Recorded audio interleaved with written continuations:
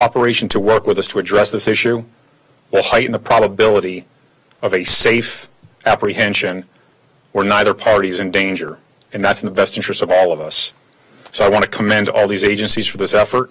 As I stated earlier, it is ongoing. We will be dedicated to this in addressing not only from the enforcement side, but working on projects where individuals can self-surrender and address the issues at hand. But I want you to understand this is the first step in addition to the piece where we started what we call our Fugitive Apprehension and Tactical Enforcement Team here at the Sheriff's Office, where every day they are out there hunting fugitives who have posed a threat to our community for some time and continue to. So with that, I'd like to turn it over to Special Agent in Charge Michael DeLeon of the FBI.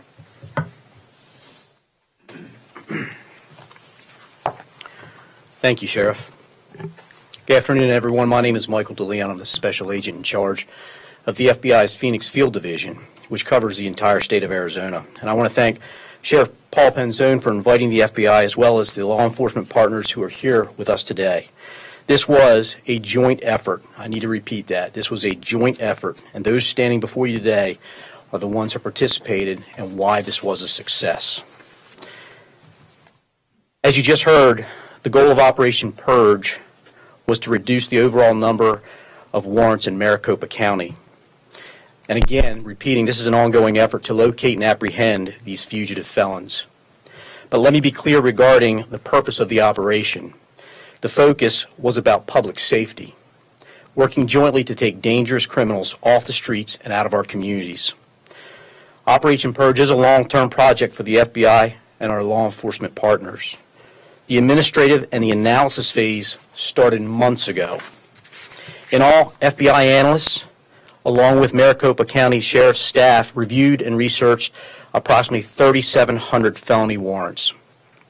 We coordinated with partner agencies, focusing on the most serious warrants that would have the biggest impact on public safety. Those included sex offenses, homicide, robbery, assault, and burglaries. With the help of 16 law enforcement agencies throughout the valley, more than 465 warrants were cleared within a matter of weeks. And by cleared, I mean fugitives were either arrested, determined to be deceased, or already incarcerated. Additionally, approximately 800 fugitives were determined to be living outside of Arizona. These are individuals that both state and federal law enforcement agencies, including the FBI, can now help find through our fugitive programs. So for long term, this success goes beyond arrest. It reflects a commitment to our communities. It demonstrates our ability to use and share intelligence. This enables us to better protect our citizens and serve our communities. Again, kudos to the 16 agencies from throughout the valley who worked alongside each other during this operation. And the FBI looks forward to our continued partnerships with both law enforcement and our communities. Together, we are working to make our streets and communities safe. Thank you. Some questions. I just want to close by saying this is what law enforcement should look like, regards to the uniform that we're wearing, the badge, that we come together to address the issues of public safety within our community. This will be a long-term commitment to work together in this manner. But again, I call on the community to be our partner in this effort. 30,000 unserved warrants is an astronomical number that is unacceptable. And we'll never be able to chip away at that number in totality unless we see support from the entire community, those who are wanted for crimes that have not yet been held accountable, coming forward to address this and owning up to that responsibility. But we're never going to be safe as a community until we address this issue. And this is what you'll see today, tomorrow, and all days going forward, law enforcement being the priority and setting aside all other nonsense. With that, I'm happy to answer any questions, as is Special Agent in Charge DeLeon regarding this operation. You mentioned that you were looking for people with warrants for homicide. Did you guys actually arrest anyone who was wanted for homicide? Mike, do you want to speak to the specifics? Yes, for the homicide, we did have some arrests for charges of homicide. How many? I'll have to get back with you with that number, sir. And we can release the recap of all the total numbers of what categories everyone was arrested for. Who do you think the highest profile person arrested was and why? Well, again, these are all felony warrants, so when you talk about who is the highest profile, I wouldn't want to put a tab on what is a better crime to be arrested for. It's just removing these folks from the street. How did it get to the point to where you had to come up with something like this to go out and hit the streets with? This is not new for the FBI. This is the first time Operation Purge has been carried out in Arizona.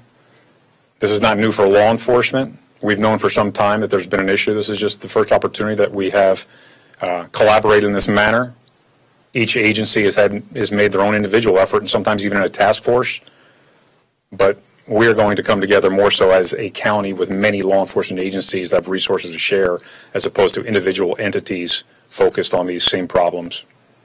And if I can add to that, this is our 8th rendition of this, so we're going across the country in all major cities and looking to assist in this same manner. So you can look forward to more of this occurring throughout the country. You know, they say that the majority of the crime is perpetrated by a very small minority. In places where you've done this before, have you been able to see any kind of numbers equate to less recidivism? I don't think those numbers, that's a hard statement to make at this time. We'll have to wait till we get a little further down the line. But I will say this on behalf of Arizona and Maricopa County. I think we had the most cooperation and joint collaboration that we've seen across the country to date. This stands out as very much of a success story in terms of actually having a great outcome. Sheriff, is that your hope that this will cut down on obviously the number of crimes we're seeing, the small amount of people perpetrating? Absolutely. We want to do everything that we can to reduce recidivism. We understand there's other factors at play when it comes to the motivations for crimes. But that small percentage you speak of, Donna, that's responsible for the majority of crime, especially when we talk about violent crime, the predators that are out there need to understand that they are no longer the hunters. We will be hunting them in partnership with our community. And when we can get the most violent of those offenders off the street, then we can focus on other elements of public safety and of just what is in the best interest socially for our community, such as the opioid addiction and other factors. Can you speak to the police work that went into this from each agency? Because they're the boots on the ground, the people out in the communities. What were they doing to track these individuals down? Well, I think that's a great question because there's a lot of complexities. We have intelligence analysts. The FBI took the lead on that, and what they're doing is they're taking these warrants and making determinations relative to, again, as I spoke to earlier, are there any warrants that are in the system where someone is either deceased or incarcerated somewhere that we have not followed up and closed the loop on it? When it comes to identifying then individuals that we can pursue, they're doing all the research with any available data to try to determine best probability of locating an area where we can target and apprehend them. Then you're going to take that to the aspect of each agency taking a responsibility and utilizing their resources in collaboration with others to put boots on the ground, to start surveillance, to identify environments where once we execute some type of enforcement action, there's the lowest probability you're going to endanger another community member and the highest probability to take someone in custody without there being an escalation of violence. So everyone that plays a role in that process is critical to the success. It's not just about these that we see in uniform who are out there on the streets. It is about surveillance teams, tactical teams, intelligence teams, and as importantly, just the overall coordination of efforts. Without overstating it, is this maybe a landmark moment in terms of the collaboration between units here in Arizona? Is something that maybe we've never seen before? For me, it is. I'm pretty new at being sheriff, so absolutely. But I'm sure Special Agent DeLeon can speak more to some of his experiences across the nation. Well, I wouldn't say it's landmark because we have a phenomenal relationship with all law enforcement, and we all work well together. This is a great moment, again, with Maricopa County Sheriff's Office and the FBI taking this action towards this group. So, yes, great moment for us. And as I said, I think we're used to this type of atmosphere of collaboration throughout the state of Arizona. Do you think this is one area of police work that is sometimes overlooked, maybe isn't focused on enough? What are your thoughts? I think the bigger challenge with that is resource allocation. You see some agencies that are required just because of the diminishing numbers with economical factors having to make critical decisions. And at the end of the day, patrol is the most important aspect of what we do. That is the first point of contact with the community and the first point of service. So we have to recognize that the criminal that you catch today is preventing the crime from tomorrow. Oftentimes we're investigating new crimes, but if we focus on those that we already have knowledge are responsible for historical crimes, and we have probable cause or warrants for their arrest, the time that we dedicate there is going to prevent a crime spree somewhere else or someone from being harmed. So it has to be, in my perspective, in my opinion, a top priority, and it will be for my office. And with each agency, we have different demands or needs. And this is a great opportunity for me to plug the Safe Streets Task Force that we have here, which is just that. It's a task force comprised of many of the agencies throughout the valley here, and we are a force multiplier. So those with fugitive warrants, that is a perfect avenue to bring that to our Safe Streets Task Force and utilize that as a tool. Yeah, sure. There obviously was an organized effort where you had a finite number of people doing specific tasks. When you say this is not a one and done, what does that look like going forward? We've been working for some time, and I mentioned our FATE team, and I'm only going to speak right now, although I know it's reflected with the other agencies, that we are dedicating resources to look at these warrants and identify those individuals that we believe are likely still in this community, trackable, and we can apprehend.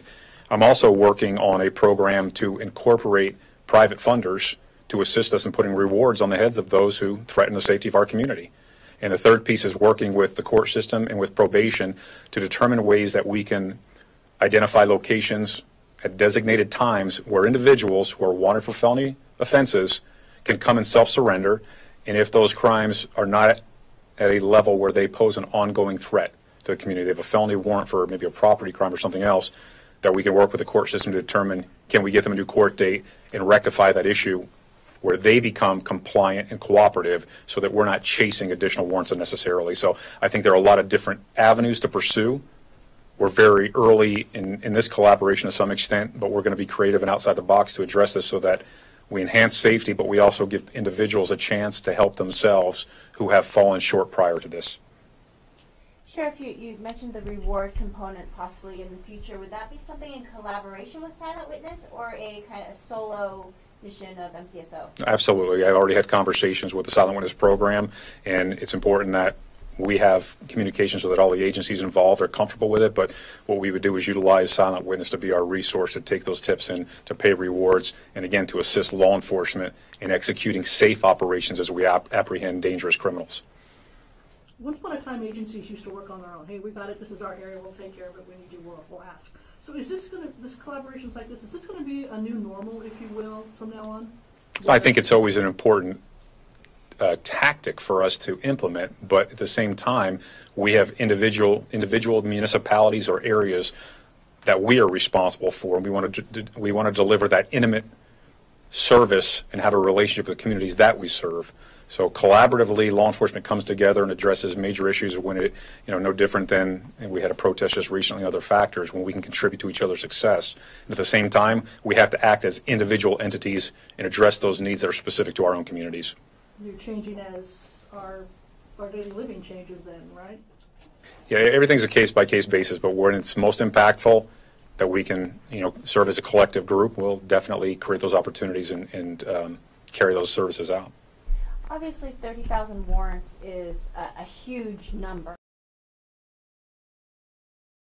Do you have a goal on what you'd like to get the total number of warrants down to, or is it even possible to get it down to hundreds instead of thousands?